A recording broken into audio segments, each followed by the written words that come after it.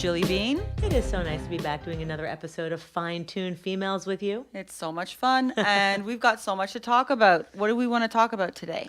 Cellulite, fat asses, Oh my God. double chins, The biggest grievance of us. Jowls. Jowls. That's what I want to talk about. Is that what's on your bitch fest list today? I'm going to think about the bitch fest list, but what I want to talk about every episode, we'll tell the audience that every episode will have a little bitch fest at the end, things that are just bothering us this week. And I think I'm going to talk about bickering. Oh, bickering with my partner. Ooh. What's going on there, Jilly? Well, we'll talk about that during the bitch fest. I don't know what's going on. We'll have to do like a couples therapy session or something with you as our therapist. But so since I am somewhat of an authority on losing body fat, especially after 40, what are your questions for me about cellulite? I know we've talked about this. I think we might have even argued about it once. Oh, we have. Well, I tried things, when I started to get cellulite, which all women do, so don't feel discouraged about it. It's a natural thing. I mean, I saw models on runway shows that in the back room when they were getting undressed had cellulite. So it has nothing to do really with necessarily body fat, but body fat does play a great deal, a role in it. But the thing is, Jilly, sometimes, you try so many things and it still comes back, and we don't, why? Why can't we just get rid of it? Well, so cellulite is body fat. It's just the way that it's sitting on your body. They have these fibers between the fat cells, and they kind of, think of a honeycomb, right? And where the comb part, where the honey sits in, when your fat cells grow, it makes those little puckers. So just think like you have too much honey, and it can actually expand the little cells that they're in. So it's between the dermis and the connective tissue, somewhere in between there it gets stored, or because I've been reading up on it a little bit. Okay. And it says it sort of deposits itself between the dermis and the connective tissue. And dermis is a fancy word for skin. Skin. I like to get fancy. And then, so then the connective tissue is the fibers that hold it. So just imagine if you didn't have fibers holding the fat cells together, they would just be like falling all over. Right? And is that what causes that dimpling effect? That the fat cells growing. So the only way to make cellulite appear smaller is to shrink the fat cells. How are you going to shrink the fat cells? How are you going to shrink the fat cells? Shut your mouth, stop eating. No. My favorite F word is food. Yeah. So the other thing you can work on your diet, and you can do a lot more exercise. So one thing that we were working with you when you wanted to remove some cellulite from your booty, we started doing a lot more squats and stiff leg deadlifts. We started doing kettlebell swings, all those hip bridges. And what that does is, even though you can't spot reduce, and this is a big thing, ladies, if you're doing something else, stop, put down your spoon and listen. The important thing to know is you cannot spot reduce. So that means if I want to shrink some cellulite on my belly or shrink some cellulite on my butt, it does not have anything to do with doing 5,000 squats or 250 crunches or sit-ups. You cannot burn the fat over the muscle that you're trying to shrink. So maybe that's why also liposuction doesn't work on cellulite removal. It's a totally different story. So hear me out. What you can do is change by firming up the muscle. You can actually lift the cellulite a little higher so it looks a little bit nicer. You can't make it go away, but if you're working out hard enough and you're burning fat from your workouts, you can shrink the cells somewhat, so that will make some of that dimpling go away. And by firming up your butt muscle, the cellulite on the outside of it will lift a little higher. So if you have saddlebags, you want to do all kinds of squats and all those exercises we do with the bands, right, and they'll firm up those muscles, right, and it'll move the cellulite up a little bit. So it doesn't make the cellulite go away. The exercise itself, the fat burning does, right, but changing the shape of the muscle underneath the cellulite will affect how it looks. Yeah, Does that make sense? That makes total sense. I do know that with aging, we tend to lose collagen and elasticity in our skin. So, ladies, sometimes when we're losing weight, even if you're working out, you get a little discouraged because the skin isn't as tight as it used to be. Right. So now we're talking about the dermis. We're talking about the dermis. And above the cellulite now. I've tried some I have a little bit of cellulite, and I've tried some of these different techniques. And, the thing is that there is no real cure for cellulite. Like nothing works. It may last a little bit and then it comes back. And sometimes doing things that are a little invasive makes it actually worse in the long run. It comes back worse. So you have to be really careful when you're trying things. I think what you're saying, Jill, is probably the best solution is exercise.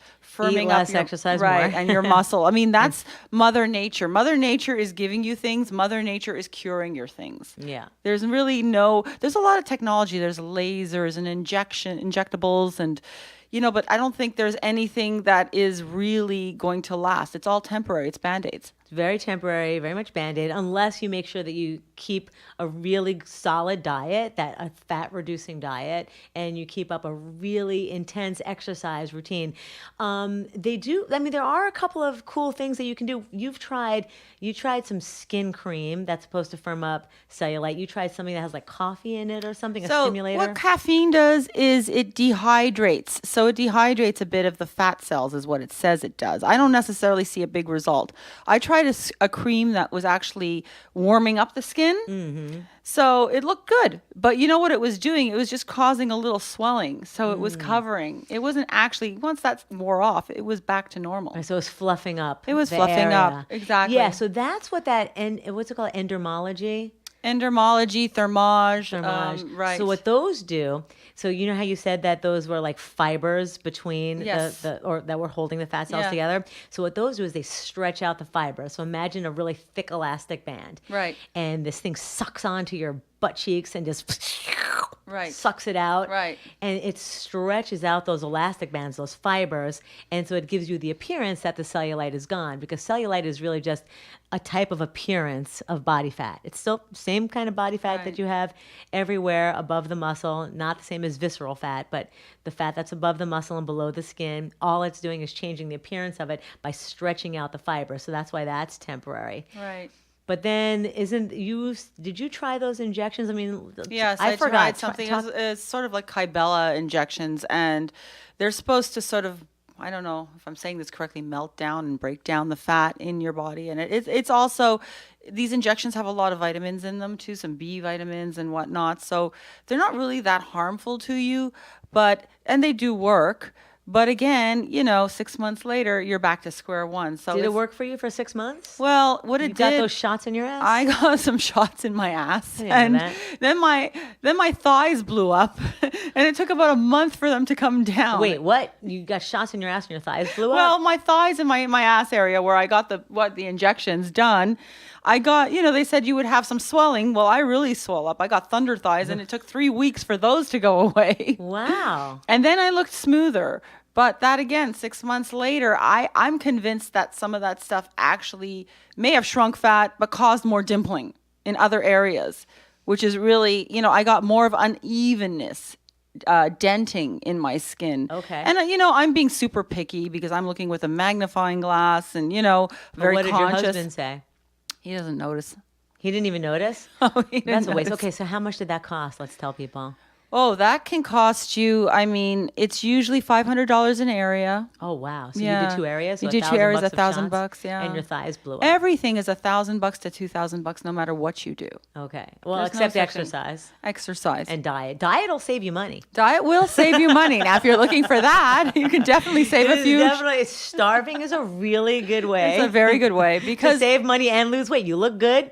you do look Put good. money in the bank. It's like that freeze your fat technology that they have that everybody raves really works. Yeah, so my good friend who's a plastic surgeon, he said it really works, and I did not believe him. And then finally I said, well, what is the mechanism that makes, so we're talking about cool sculpt or freezing the fat, right?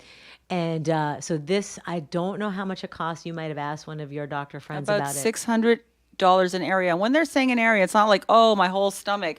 It's like just an upper portion of your stomach, the center portion, or the bottom. Everything Okay. is broken down into little pieces like a puzzle. So it's like $1,800 per side, maybe, or Yeah, it would $1,000 per be side like at least. per side or per area. They say per area, and then the areas are mapped out and they're very small. They're very small. I saw the clamp machine. So what that does is it does something that's called apoptosis.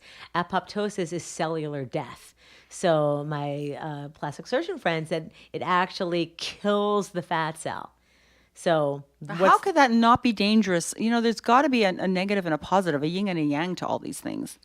Well, there's a little bit of debate whether your body grows new fat cells or just makes the existing fat. So, lipogenesis means you are creating new fat cells.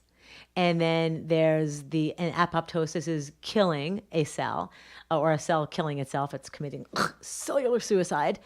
So apoptosis is the death of a cell, and then genesis is the creation of something. So you can create new fat cells. So how does that happen? So now you haven't gone on a diet and you're not exercising enough. You got your cool sculpt, and now your body's going to figure out a way to make new fat cells. Or fat cells are very stretchy, like a balloon. So you have an existing fat cell, and if your body can fit more, so insulin is usually what pushes the fat into the cell.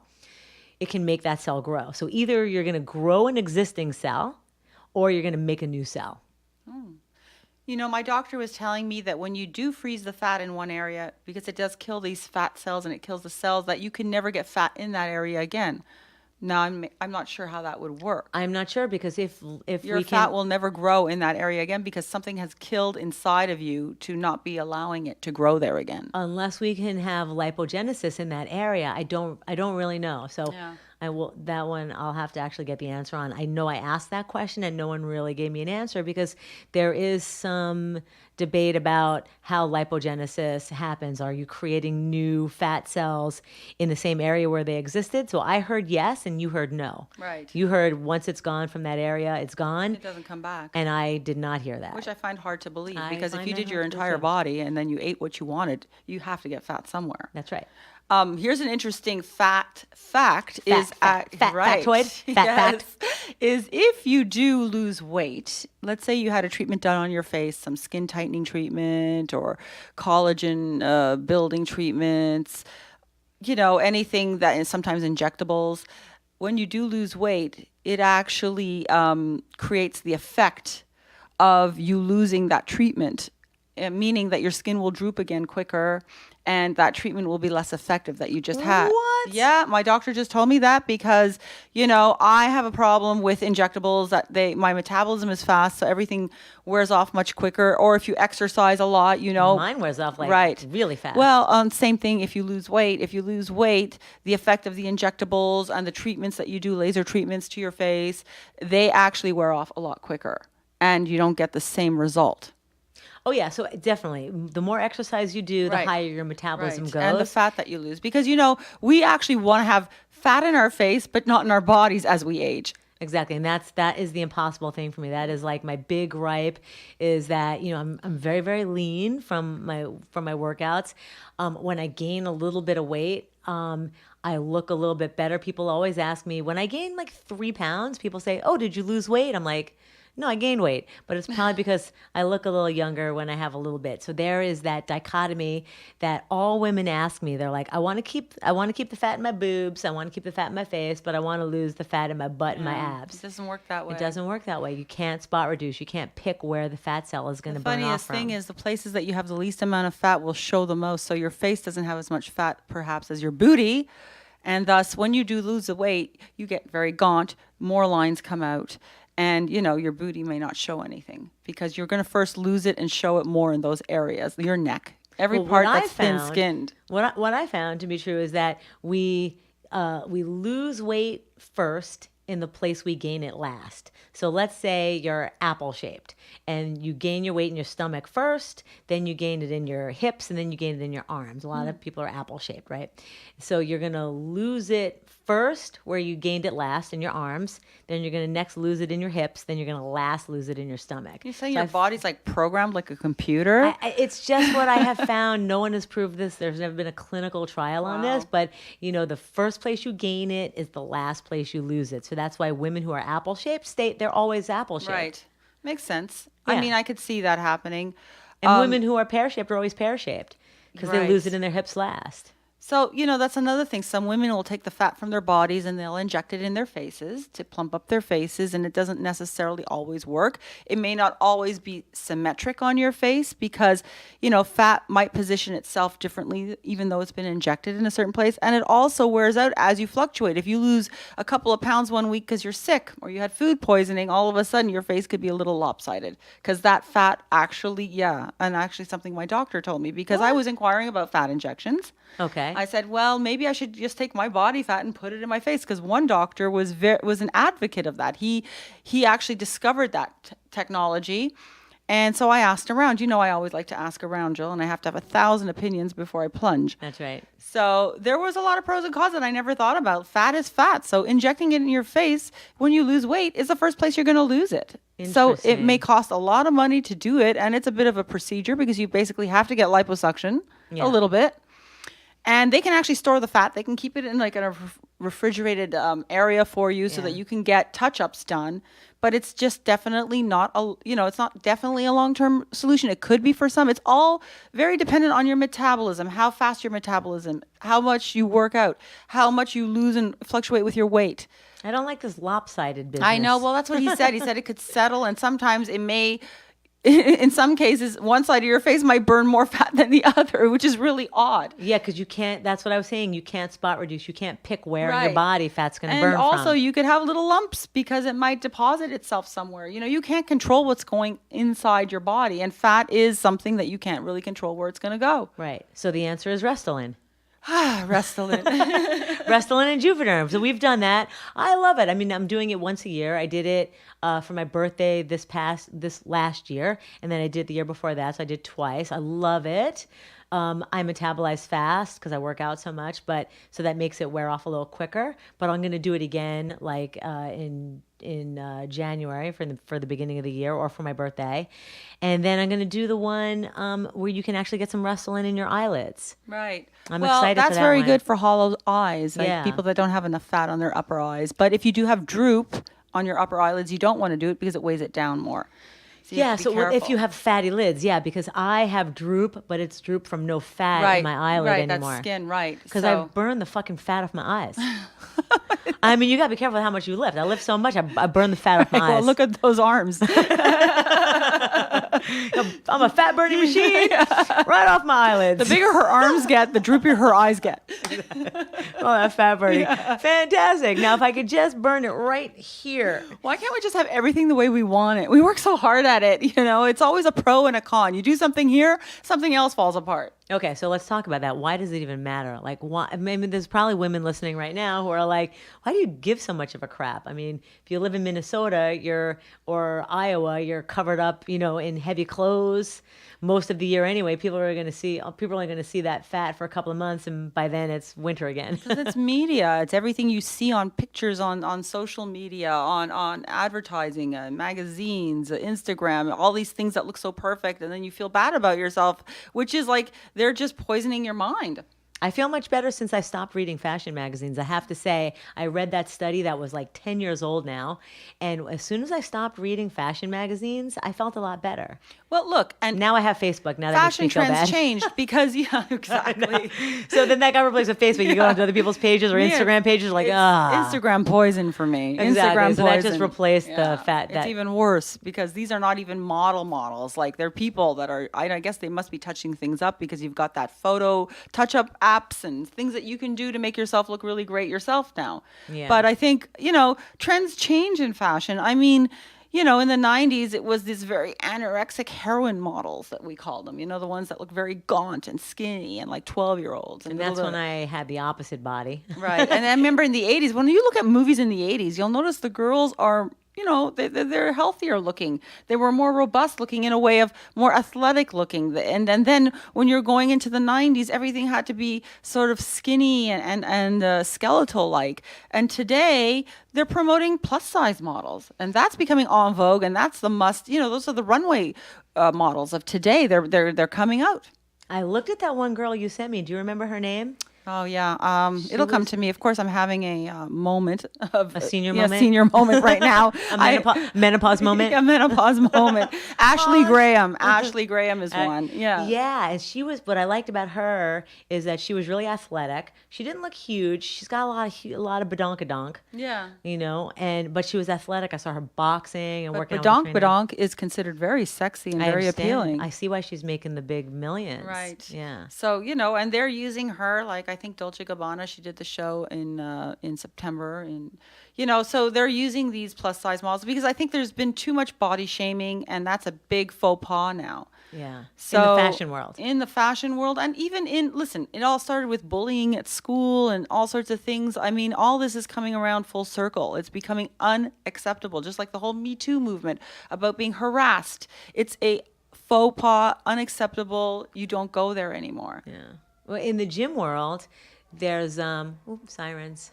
Ooh. Well, Well, there's that's like it's we're like in New L- York City here, and we're in LA. Well, we're in LA. We have the fire. So now every time I hear fire truck, lot of now fires. now I'm scared. Right. But in the gym world, I still hear people till this day, with all the making body shaming, something that we can't do. I mean, not that I would ever, but people still say I can't join a gym yet until I lose weight, and I don't understand that. I mean, I can't compute. It's like, what do you mean you have to lose weight to go to the gym? You go to the gym to lose weight. That's why you're going. Right. And people feel like they can't go into the gym. I understand that because sometimes you feel ashamed. But the people who are now thin were fat. Yeah, but you go to those gyms and those girls are wearing those crop tops and those beautiful tight leggings and they look all sexy because they've been at the gym and you're coming in as a first timer and you feel like, just looking at that already makes you feel bad. I can tell you, well, I think it should be something that motivates people because, well, what I always tell people is anyone that's like super skinny and in great shape and they see somebody who's very heavy and overweight walking into the gym, what goes through my mind is like, good for you. Awesome. I mean, I know that it was hard for you to get in there and start doing it.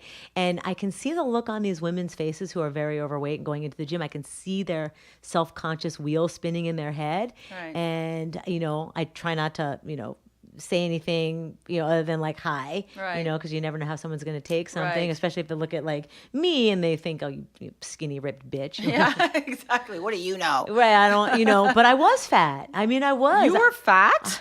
I never told. Yes, of course. Fat. What do you define as fat? And Well, I hate I that was- word fat because it sounds dirty. You had extra weight. Well, I had a lot of body fat. You're kidding. No, when I got out of college, I had my body fat checked. I was at over 25%. So 30% is considered technically textbook obese, and I was at 25%. How do you get that checked? How do you check your body fat? Well, you can do a BMI chart and then take your BMI and there's calculations you can do, but you do it on a test. So you either use the best one to do, I'm going to do this next week, is a DEXA scan. And you lie down on this bed and 5 minutes just scans your body and it cool. tells you your bone density, which is important for women over 40, Oh my especially gosh, over 50. yes. They're not that expensive. I mean, Right. it is the most expensive body fat test. It tells you how much visceral fat you have, the fat around your organs, which is the toxic kind. Right. The fat. So if you're apple shaped, chances are you have a high amount of visceral fat, which is the fat around the organs, and that's what gives you a heart attack and disease and Wow. metabolic disease. Really? Because it oozes cytokines, so these toxins to the body. So that fat is actually metabolically active, and it's actually oozing poisonous stuff into your See, bloodstream. This is the thing. I like the plus size models. They're beautiful women. I think people used to berate people on their body size and shape. Saying people that were fat or fat and not attractive. They're beautiful, but I think what worries us about fat is the health hazards. That's right. So how you measure your body fat and find out what your body fat percentage is. You can do skin fold calipers. So you have to go to the gym. You have to go to a trainer. You got to strip down into your undies, and they pinch the fat and they measure it and put it through an algorithm. Where do you go to that tabletop thing you were talking You just about? look up DEXA scan and Dexis? DEXA. Okay. It's like So is that like at a medical facility, like your doctor? yeah, they might have them at like certain fitness facilities, or it might be something that you need to check for a doctor. So they have, yeah, they're usually in some sort of medical building. And that'll scan everything, your bone density, Yeah, that's everything. amazing. I'll tell you how Wow. smart you are. Really? No. Oh. Will it tell you your future? Well, if you have a lot of visceral fat, it will tell you Oh that my you're at high God. risk of disease. So yeah, so I'm going to do that because I want to check my bone density. And a lot of times I use something called a bioimpedance machine, which all these machines have a certain margin of error. And so the infrared, the one that you step on and you put your hands on, the bioimpedance rather, it's about 3.5% margin of error. So it could tell you that you're 18% body fat and you might be 15. And it might tell you that you're 15 and you might be 18. Oh my goodness. So it's a fairly big difference Right, between it 15 and is. 18, especially, if you're competing in a sport or something. So and then there's the skinfold calipers, which you need to have a really good trainer do, and that's about the same amount of margin of error. And then the hydrostatic weighing, they have these big dunk tanks, and they'll often have them at a university because they'll be doing studies there, and they need to find out somebody's body fat. But you get wet. You got to get dunked underwater. Oh my God. Yeah, so it works on displacement. Right. And then there's a new thing called a bod pod, which doesn't work as well. The concept is I the love the same. name. Yeah, the bod pod. The concept is the same, that it works on displacement. So you hold your breath, you go underwater in a dunk tank, you hold it for, I don't know, 10, 20 seconds. And based on how much water you displace, because muscle weighs less than fat, it can tell you pretty accurately how much body fat you have versus how much lean body mass you have. goodness. The bod pod does it with air displacement, and for whatever reason it's not as accurate. So the most accurate thing to do, and they could cost anywhere from like $75 to $300 depending on Right. how much competition is in the neighborhood, but you can probably just talk them down. Like not everyone goes in and gets a DEXA scan regularly, Right. so you can probably just be like, hey, I'll give you $100 for it. Right. Will you do it? I mean, they own the Cool. machine, so why not just make a deal? So the DEXA machine does exactly what? Bone density, fat. Body fat, lean muscle mass. It tells you like literally how much fat and muscle and bone is on your right arm, your left arm, the middle of your body, your right leg, your left leg, Oh my and how much God. fat is in your brain. Wow. Well, I'm definitely not putting my ass on that thing. I'm just kidding about the, Yeah, about the I fat in your got brain. So yeah, so that works the best, and it takes 5 minutes, and you keep your clothes on, and that's the Oh, that's easiest. cool. Easy peasy. Yeah. I wrote a blog on that. It's the best. I'd like to try that. Yeah, I'd be they have interested in right near trying here. that. They've got 2 places right Okay. near here.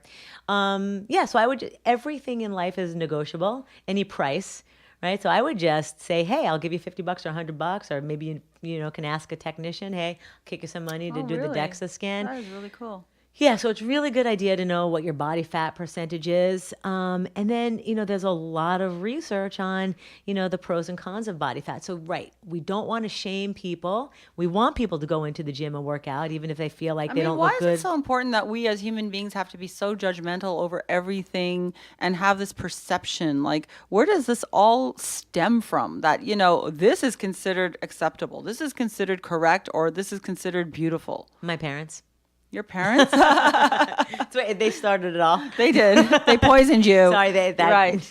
Oh, I mean, I grew up in a very healthy family where, we were very active. My mother was very much into nutrition and healthy eating and not gaining weight. She'd pinch my tummy all the time and say, ooh, ooh, ooh, Well, now that is fat shaming. Right. But she didn't mean it in a bad way. She meant it in a health way. Her concern was not to be unhealthy, for my dad not to get a heart attack, those kind of things. Well, I do that to Jim all the time. Right. But it's still fat shaming. Right. You think so? It's still fat. I would say, I don't know. People chime in. What do you Yeah, think? I don't Leave us a know. note. She I saw think it as that's a fat health thing. shaming. I mean, she just wanted to make sure I was eating right and not eating like sugary foods and carbs and not getting enough greens and, everything that's healthy, and making me drink these horrible tasting smoothies for a kid. If she's pinching an inch at 13 years old on you, that is fat shaming, Mom. I'm sorry. That's why they got rid of that Special K commercial. Can you pinch an inch? Oh, really? Yeah, well, but they don't have that commercial anymore. Oh. It was fat shaming. Wow. That's Yeah. odd because I don't think she meant it that way.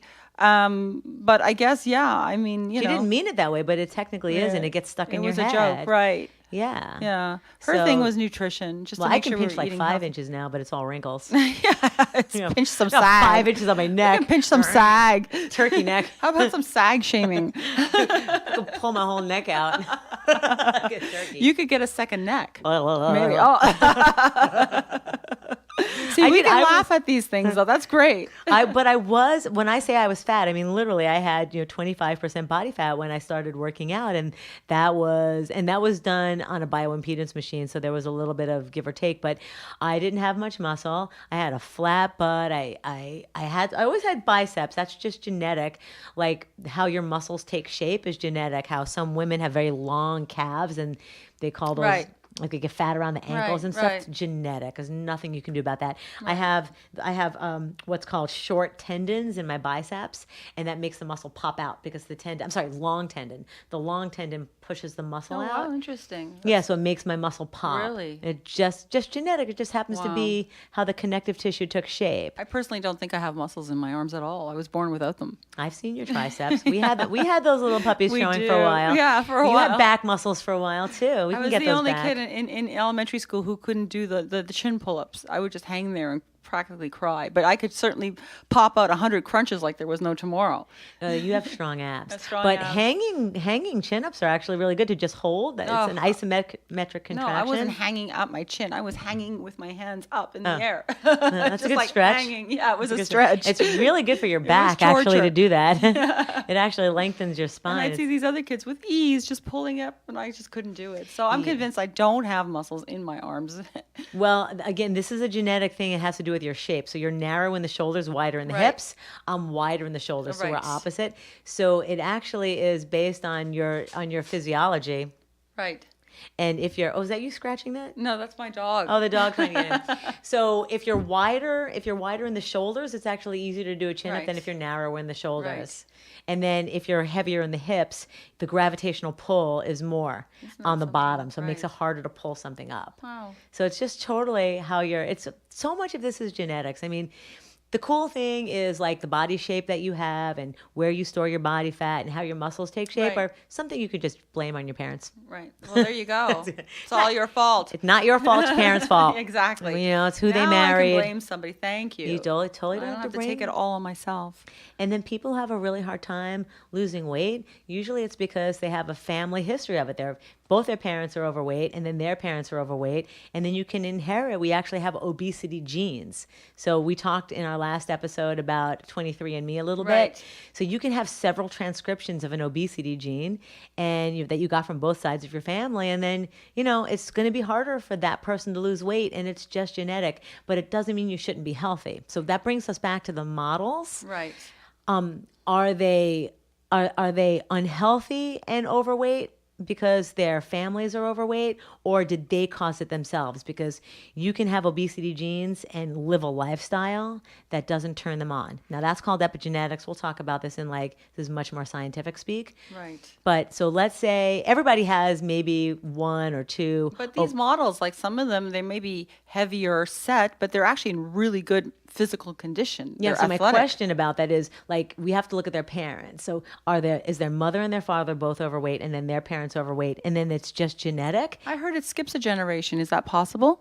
No, I think they say to look at your grandparents. I think that's freckles. No. Like it's a recessive gene. I don't think obesity is a recessive gene. So there's that. So are the parents both overweight, and then do they have a lot of obesity in the family inherently? I don't know about it skipping a generation, because I don't think that it's a recessive gene Oh, I just heard like that. being an albino. It's not fat. Yeah, it's something I may have read at one point, but it doesn't mean it was true. The other thing is also that I was going to say was also your metabolism, like how some people are born with a slower metabolism. Is there a way to speed that up, or is that just something you're stuck with? Yes, you can speed up metabolism. Okay. Well, how do you do that? Well, lots of exercise. Right. Okay. So weightlifting speeds up your metabolism. Weightlifting? Not a lot of cardio, more the weightlifting I does. would have thought the opposite. I would have thought running and cardio, because your heart's racing, so your blood's circulating. This is the biggest exercise myth in the world, is that as we get older, we need to do more and more cardio to burn fat. Right. So the difference is, and hopefully at least half the people listening should know this, but for everyone who doesn't, it's so important to know that women, as we get older, if not by 35, at some point by 35, you need to be doing more weightlifting than cardio. And I'll tell you why. Cardio exercise is a very temporary fix. You're burning fat and calories while you're doing it.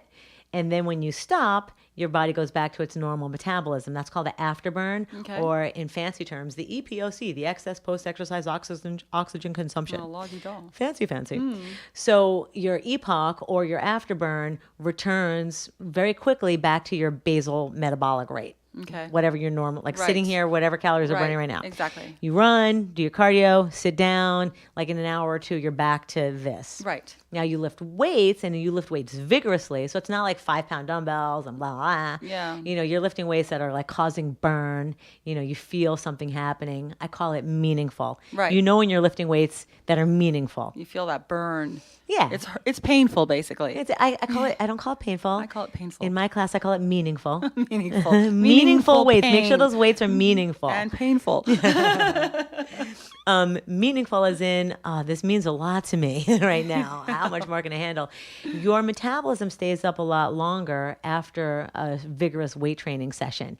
And the other thing that people don't know, and this is so important, take notes, that you're burning more fat while you're doing the weightlifting than you are doing the cardiovascular training I just don't over see how time. that works. That's over time. Yeah, over the course of the day. I mean, most runners are slim. I mean, they're very, Okay, but they can be linear. So I've watched my share of triathlons because I've dated a lot of guys that Yeah. are semi-pro triathletes, and there's a lot of chunky people doing. When I say chunky, I mean they're carrying extra body fat. I mean, when I look at a bodybuilder, they're heavy, they're bulky, they're trying to bulk up. But they have more muscle. Bodybuilders have more muscle and less body fat, and triathletes have more body fat and less muscle. The problem is when you stop doing the body training, the weightlifting, then that skin just gets real saggy fast, doesn't it? It can. Yeah. It can if your muscles really shrink. Yeah. Because But I've seen people that were, when they were young, they were really fit, and then when they got older and they weren't working out as much, these arms were flopping, you know. Right. Yeah. That definitely happens, because then we lose collagen as we get older. But here's the crux: is that after the age of 30 and 100% by the age of 35, and primarily in women, we have something that's called sarcopenia. Sarcopenia is the natural age-related loss of muscle. And as we age, if we are not lifting meaningful weights and doing exercise like push-ups or some kind of chest presses, dumbbells, using machines, we use kettlebells, bands. You have to be doing some meaningful resistance training several times a week, not once a week, even more than twice a week. I'm so glad you're doing it several days a week now. Because if you don't use it, you lose it. So if you don't use these muscles, you had them through most of your 20s. Right. Because your body just retains it. You don't have to do much. Right. It's genetically predisposed in you how much muscle you're going to gain Yes. from your parents. So you Right. might be a very muscular person. That's a Right. mesomorph. Yeah, I know. I've had girlfriends in their 20s. They were just built already. Naturally muscular. And they Yeah. weren't going to the gym lifting No, weights, they right? weren't doing nothing. But now 30 years old, Yeah, that starts to go away and go away. And that's go where away. I said they start to get the flappy arms and whatnot. That's right. So Yeah. you have to keep lifting weights. So the weight training will keep your metabolism up. And what people don't realize is you actually burn more fat from vigorous weight training than you do from just doing cardio. So what's like a substantial weight that you would lift? Let's just say, like, what is considered a waste of time? And if you really want to get serious, not to really bulk up, but just to maintain. Well, women don't bulk up in general. Right. When women say they're Well, bulking, when I'm looking women, at you, girl. But I'm small. I mean, I don't feel bulky. Well. I'm defined, but Look I'm at not those guns. bulky, right? So So women say, I don't want to bulk up. Women don't have enough testosterone to bulk up. What bulks your muscle, what creates that muscle size, is testosterone. And women do not have enough. Now, there are outliers and everything. There are some women who have a lot of testosterone, and they're naturally adept to being sprinters. Think of any of the female Olympian sprinters. Right. So they're born with more fast twitch muscles, and they Right. probably have a little more testosterone. Yeah. And you're born with a certain amount of fast twitch and slow twitch muscles. Fast twitch muscles bulk up faster. It's a different type of fiber. It's like you buy your clothing Right. and you buy cotton, and then you can buy modal cotton. Right. right? So Right. it's two different, they're both cotton, so they're Right. both muscle, Right. but they're two different types Two of fibers. different types, yeah. Yeah. So same thing in your body. You can have more fast twitch or more slow twitch in each muscle. For example, you might be able to sprint like crazy because you have a lot of fast twitch muscles in your legs, but you can't do one chin up because you don't have enough Right. fast twitch muscles in your chest So or it's your not back. something you have everywhere. It's just something that you'd have in certain places. You can develop more, depending on your method of training, you can develop more or less. And So how the do you develop more? Because obviously that's what you'd want, right?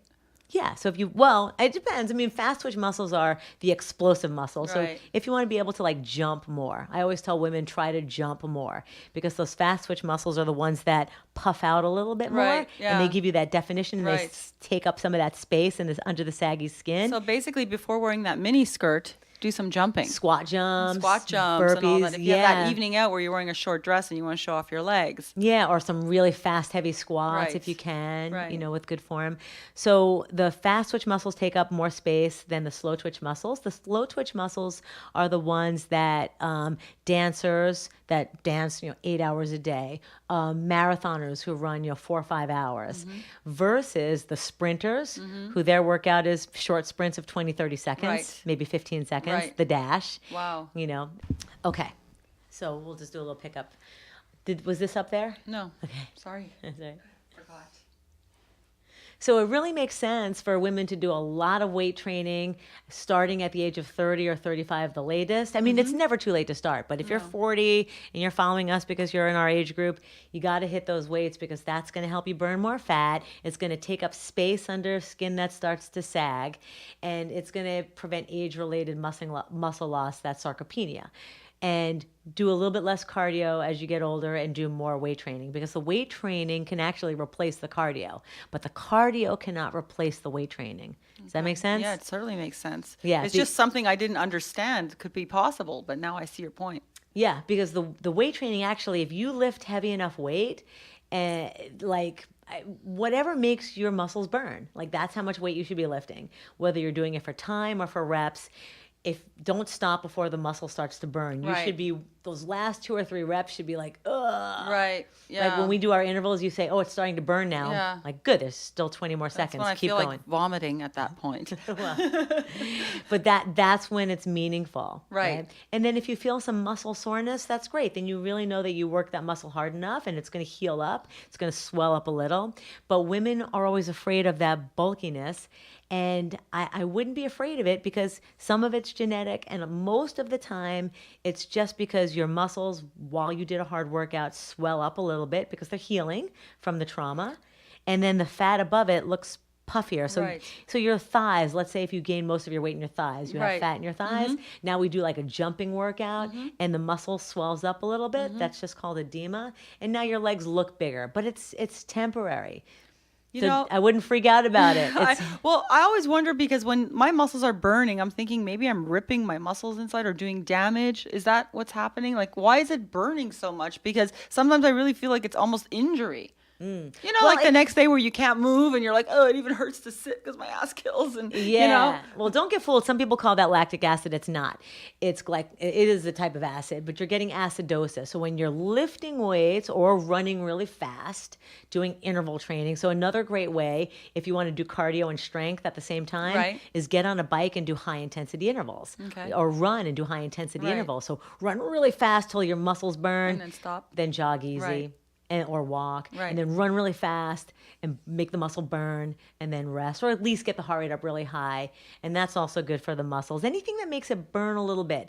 When it's burning, that's just your body burning sugar. That's Okay. glycogen. It's I always thought it was like you were tearing something inside well, and doing that's damage. that's a ripping feeling. You can rip a muscle. Right. It's usually a mistake. You Right. don't mean to. You rip a muscle, but when you're lifting slow and heavy and controlled, you get these little micro tears in your muscle, and the micro tears have to heal themselves. So blood rushes to the area to deposit minerals and vitamins and Right. whatever the stuff that's going to make it grow. And Right. so your muscle is going to repair its tissue, and then it's going to grow back a little bit bigger. Wow. And that's going to tear again. And that's what bodybuilders do. They tear the muscle, and then it rebuilds a little bigger and stronger. They tear the muscle, and then it grows back a little bigger and stronger. And that's traditional bodybuilding. So you don't have to do that, but you want to make the muscle burn. That's meaningful. And the burn that you're feeling during the exercise is just burning sugar. That's all it is. It's glycogen. But how long does it take? Let's say you had to stop. Let's say you got sick and you couldn't do any of your workouts for 2 weeks. When do you start losing muscle mass? 2 weeks. Oh, 2 weeks. Yeah. Wow. So don't get the flu. So all that work you did But vigorously for years. No, not years. I mean, so if you lost some muscle over 2 weeks, you'll get it back in 2 weeks. I don't know that there's an actual science So it on actually that. takes 2 weeks to get it back and 2 weeks to lose it. Hard to say. It depends on how hard you work out. Wow. You know, so that's impossible to really say. I don't think that there's a clinical trial on that. I Right. mean, I can look, but Right. something like 3,000 clinical trials get released a day in Right. these medical journals. I'm a subscriber to a bunch of different journals, so I get some stuff that's related to this, but I don't think that there's been one on how fast you lose muscle. Well, But there might be. I'll look. There probably could be, but it'll take you a little bit of time to build it back. I think just even like for me, I think a lot of women, that have families and jobs, and they're often going to say, but I don't have time to go to the gym. I don't have time to work out. Where do I fit it into my schedule? I mean, what do you suggest for that? Apps and YouTube. You're Okay. using an app now. Right, I am. And I do it in the morning on my way before I go to work. I find it's great. It's just, I could be 7 minutes or 12 minutes or 15 minutes. It's, it's where you just keep going and you don't stop. So you're getting a lot in. And you know what? I really, in the morning is not my time, but I feel so great even if I do a 7-minute one. Yeah. I'm doing 12 exercises, 30 seconds each. I'm not stopping. And it's hard to get going, but boy, that little 7 minutes gives me more of an adrenaline rush than a cup of coffee. Yeah, people don't realize that. I can't imagine how great I feel. They did studies. That's why there's a thing called the 7-minute workout. They Right. did studies, and it actually does work. So It does. because you're working, your heart rate's high, you're out of breath, and your muscles are burning. And I feel better. And I think I even look better. When I stop doing it every day, I know it's a big difference in my body and how I fit in my clothes. And it's just 7 minutes a day. And incredible, yeah. So Right. people don't realize, like, when I'm on vacation and I don't want to spend a lot of time, doing like workout classes, I do a Tabata workout. I do 3 or 4 rounds of Tabata. That takes less than 20 minutes. So Right. I do 20-minute workouts all the time on my vacation. Sometimes it's 10, but I do something like that. I have my own, method, my own program Right. of Tabatas or the 50-10s that we Right, do. yeah. So that's we work for 50 seconds as hard as we can, And rest for 10, go to the next Right. exercise, work for 50 seconds as hard as we can, rest for 10 seconds, go to the next exercise. We're not repeating the same Right. exercise. So sometimes that's a little easier. And it goes so fast and you get so much benefit out of it. The good thing about these like minutes that you can choose on these apps, you don't need to have a gym. You don't need to have equipment. That's right. It's really, you can take it with you. I do it on my iPhone. So if I'm traveling, Yeah. I just set it up on my iPhone in front of the bed in the hotel room on the floor, and you can do your workout. I say it all the time. I'm a big proponent of using body weight because most women, or even men too, most people will not pick up dumbbells or barbells Right. or a kettlebell as heavy as their body weighs. So Right. if you weigh 120 pounds, what are you picking up 60-pound, Right. dumbbells? No. So, but if you're moving your body weight, so like lying down on a machine and pushing, 100 pounds, Right. well, why not just get on the floor and do push-ups? You're Absolutely. pushing 100 pounds. Absolutely. And it really feels like, if you do it after work before you're going out for that business dinner or the next part of your evening, it just takes 7 or 10 minutes. And the best thing for traveling is like you can bring bands with you. They don't weigh anything. Yeah. Throw them in I use them when I do my squats. I just add things to Yeah. it. So I'm doing my app, I'm doing my squats and all these things, and I'm just putting the bands on while I'm doing them to get that added benefit. Yeah, and the key is you just have to get to some burn. Right. And then you asked a little while ago, the burn, the tearing that you feel after. Right. The tearing you feel after is actually the soreness you feel after the workout the next day. That is the muscles ruptured. Right. And they're going to heal themselves, and they're going to come back. Once they finish healing, they're going to come back stronger. Right. And then the burn that you feel during the exercise is your body using up glycogen, so sugar. Right. And that's a good thing because what a lot of people, hi Sammy, I hear the dog. We have the dog. He wants to come and join What us. what people don't realize is that you cannot really burn a decent amount of fat until you've burned out the glycogen. So you can't burn sugar and fat a whole lot at the same time. Really? You got to use up most of your sugars. And that's good. So if you're feeling muscle burn, excellent. You're using up the sugars, or your heart rate's really high, you're using up the sugar in your blood, and then your body can access fat. Wow. Yeah. That's So interesting. yeah, I mean, there's some crossover. We're talking about metabolic pathways, and Right. I am not a biochemist, but You're this not? no, this is the stuff I read all the time and study all the time and do interviews about all the time with other doctors. But yeah, so you have to burn out the glycogen first, and you can do that in just a few minutes. That's why those 7-minute workouts work because. mean- If you work hard enough, you can burn that glycogen out in 2-3 minutes. And Jill, I thought that was a joke, 7-minute workout. I mean, it's a joke. It's like saying walking is an exercise, which it is. It but, is. In my life, walking was just a part of life. Yeah. Exercise was exercise. There was two Right. different categories. So these 7-minute exercises, like, oh, why waste my time? But you know what? I feel incredible after them. Even as tired as I can be in the morning, it's just the biggest boost. And then I don't want to dissuade people from doing cardio exercise. Right. It's just speed it up, slow it down, speed it up, slow Right. it down. Right. Get a little out of breath, get the heart rate up, get the heart rate down. And that's excellent for cardiovascular strength. That's better than just walking at a steady pace. Right. Speed up, slow down, speed up, slow down. Or better yet, jog, walk, Well, that's jog, what we walk. used to do, and I used to love that. We used to walk a block, jog a block, Yeah. walk a block, jog, because I couldn't. I had a back injury. I wasn't able to run. Right. So this was a great alternative, or speed walking. Yeah. So we just switched that to doing intervals with weight training, Right. and now your back feels better. Oh my gosh, yes. Because we're not jarring, Right. we're not jarring on the floor. So Right. by not running, we're actually developing your leg muscles by using kettlebells and squats. Oh, I and love lunges. kettlebells. Yeah. Right. So cool. So, but let's circle back to what we were talking about, the fat shaming and cellulite, where this whole topic Well, was this is all fat. about working out and getting rid of that fat. So going back to cellulite. Yeah. Well, I wanted to talk about those models again. I mean, the question is, are they healthy overweight because everyone in their family happens to be overweight and they're as healthy as they can be? Or did they do it to themselves?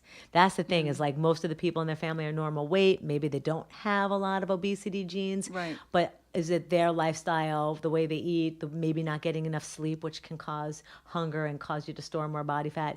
Is it something that they're doing that's causing them to retain fat, or is it genetic? And there's a big difference because you can be overweight and healthy, and you can be overweight and unhealthy. Right.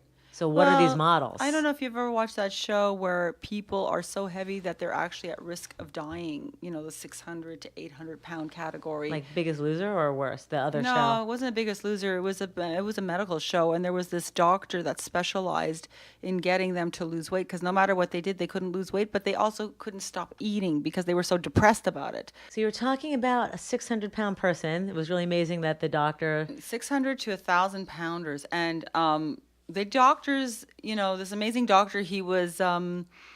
These people can't get out of bed. Basically, they just don't have. They get bed sores. They're so heavy. They can't do things that we do. They can't drive cars. They can't go in airplanes or buildings. Their life is just bedridden, and it's really sad to see. So this doctor takes them on a journey where he first gets them to lose weight because even doing a surgery, he can't do anything until they're down to 300 pounds, basically. Oh, wow. Yeah. So That's my 600-pound life we're that's talking about. yeah, and he was able to get them to lose weight by eating as much as they wanted. Well, not as much as they wanted, but to eat foods that they felt full with, just to avoid certain foods and to reduce portion size, but eat more frequently. And they actually start exercising just by doing very, very minor things like walking. And believe it or not, just through that, with time, they started to drop weight and they started to feel better about themselves. And then as they were losing more weight, they could take up more exercise. They could start, eating a little bit differently and changing. Because basically what happens is you get an addiction after eating the same thing, you start to get cravings. But after 3 weeks of not eating something, you actually don't crave it anymore. Like French fries. If I start eating French fries, I'm going to start wanting them and craving them again. If I don't eat them after 3 weeks, and let's say I'm really addicted to them, I'm actually not addicted. That's when the addiction actually starts to break with food. So they would start to actually like their new ways of eating, and they would be able to go in a restaurant on a family dinner and not be tempted to eat what everybody else was eating, burgers or fries or whatever. They would actually find healthy alternatives and be satisfied with that. That's so cool. And they didn't lose the will to live, because an article just came through in one of my newsletters on medical research. And I didn't read it yet because I just got it this morning. Does obesity cause depression, or does depression cause obesity? Right. That's a good question. Yeah. So I'll find out, and we'll talk about that next week. So since we're just about done with this episode, let's do our quick bitch fest. Oh my goodness. What's bitching you today or this week, Jill? My neck. What's my neck. Oh, really? Yeah. So, what about your neck? Well, I'm going to try that procedure, that silhouette thing that you told me about. And the silhouette lift. Yeah, the silhouette lift. So I'm going to try that. They put a string of collagen in here. Okay. Yeah. And so I'm going to try that. And yeah, so because my body fat has gone, very low, which is nice. But like you said, it makes other things sag. So is that something without downtime, or is that like, it's not a surgery, it's an injection, or? It's we'll talk about when I get there. I'm doing Right. it. I'm doing it right after Thanksgiving. Oh, cool. So I will show everybody what it looks like and how it felt and all of that. Yeah. And it's called the silhouette lift. So my bitch fest is just about like these muscles in my neck. Oh, yeah. And I tried this face yoga, and the stretch you do is this. You go, I know the bottom of my tongue is really You're going to gross. stick your tongue out. Right, yeah. You don't have to make the sound effect Right. though. Yeah, the sound effects are good. And so I tried doing that, and when I was doing that like 4 or 5 times a day, I noticed a little more tone. You're and then kidding. I am not kidding. And then I stopped doing it, and I noticed it got a little loose again. So there might be something there with the Maybe face there yoga. is, because I know your muscles start to separate as we get older. Yeah. That's what happens. And then you start to get this, like what I have, this little loose skin under Mine's your neck. worse, yeah. And Well, we're going to look for solutions to that, and we will update everyone on Yes. that. So that's my bitch fest for today. Do you have a bitch fest? no, I bitched the last time. It was your Okay. turn for bitching. But I could bitch every day, Yeah, well, There's always we'll bitch in something. the next one. So the next episode, our primary focus is going to be How to, at our age, dress like sexy and appealing, but not slutty. Like, we're not 20 years old. We don't want to be wearing things that look slutty. It looks ridiculous at a certain Yeah. point. exactly. I think that's my opinion, to each his own, obviously. And then we have other episodes coming up where you create your own style. So, Yeah. if you are You slutty, can create your own lookbook. what if you're slutty? I mean, if you are slutty, it's okay. I mean, that's who you are. You dress slutty. Right, I that's mean, fine. But I mean, sometimes okay, you don't you can be a realize, slut. like when you're dressed slutty and then you go out in the sunlight and, your skin tone isn't what it used to be, may not really benefit you. You might be doing more damage than good, even though you're feeling good, and if that's okay with you, that's great. If a sister's got to be who they are. So, Yeah. if you are slutty, then definitely dress slutty. I mean, if you yeah. are, although, there is the thing, like you could be slutty and then, dress like a school teacher.